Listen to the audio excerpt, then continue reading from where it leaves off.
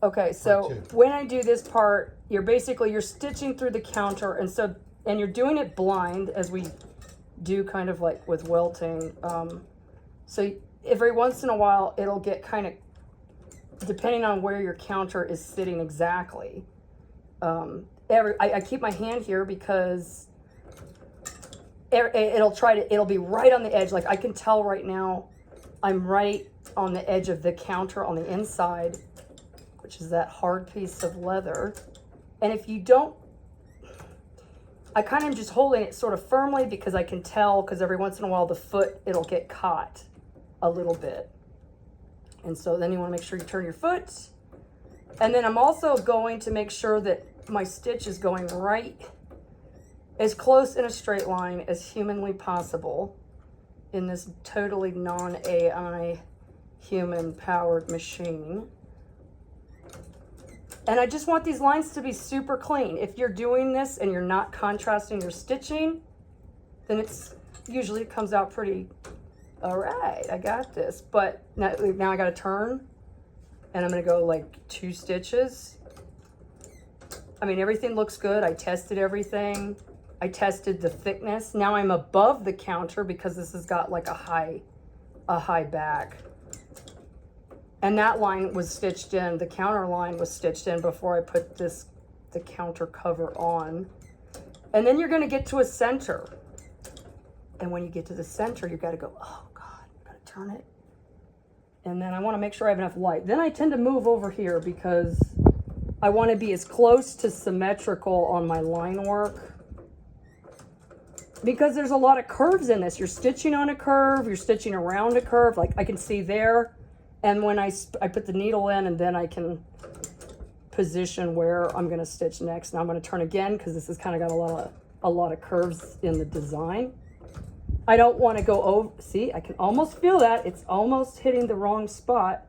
I'm going to turn again. I can see where I'm at. But I usually just kind of go over here. Sometimes I wear the headlamp. It's pretty good. It looks like it's going well. Yeah, this isn't easy to do. I can tell improvement because this was, I think, one of the harder components of putting together a one-piece boot top that has this kind of counter connector on it. So like right now, I just felt it catch, and I might manually, see, I'm actually going to do this because I'm right on the counter line. So you see that? Like you see that jerk? That's because the little tiny ridge, which I did thin out. So what I'm going to try to do is make it look as natural as possible. Like that jump just didn't happen. And then as soon as you're over it, you're fine. Now I'm going to turn again. It's a pretty cool thing that you can just turn the whole head of the foot to do any direction. But I guess one of the things about patchers is that you're just stitching like all the curves of a shoe or a boot. Okay, so this is going to be second line. I'm going right where I would to match kind of where I put the vamp lines on my flatbed. You know, and I just want to do this so well. Like I don't want to adjust the needle. I don't want to adjust the foot. I'm just trying to make sure that as it's stepping, it's not getting caught. See, I can almost tell. It's also, and you want it near the counter edge because you don't want a seam you don't want a lip on the inside of your boot that catches. So there's that. Now I'm going to turn. We're going down. And I can't really see because my lighting's crappy. But relatively to the gap that I did on the other side,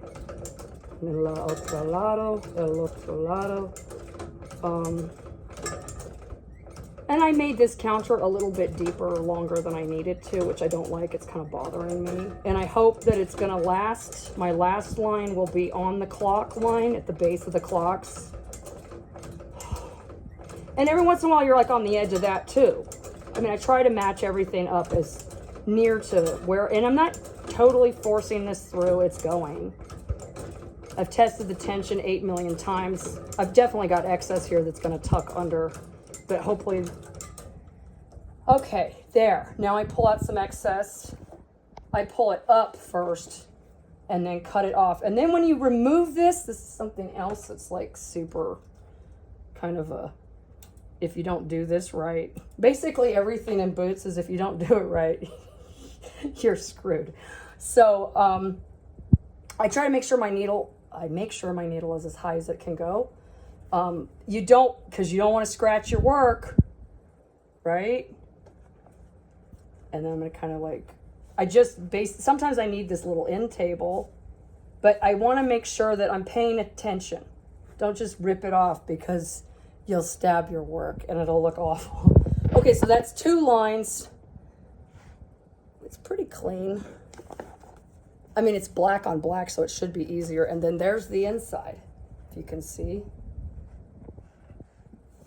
So I'm trying to make sure I don't have any extra lips on the inside of when you step in. I want those to match up like you can do with a side pipe boot, but it's a lot easier on a side pipe boot to hit the parts where the counter starts than it is to do it this way, because you can't really see what you're doing. Even if you say I'm doing a 1/2 inch and you're going to kind of mark it, it's still a blind sew.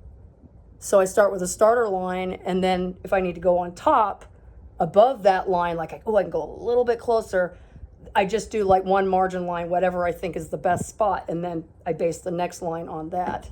Okay, we're halfway there. This is barely half. This is like not even boot making yet. This is half a boot. At most, this is 50%. Okay.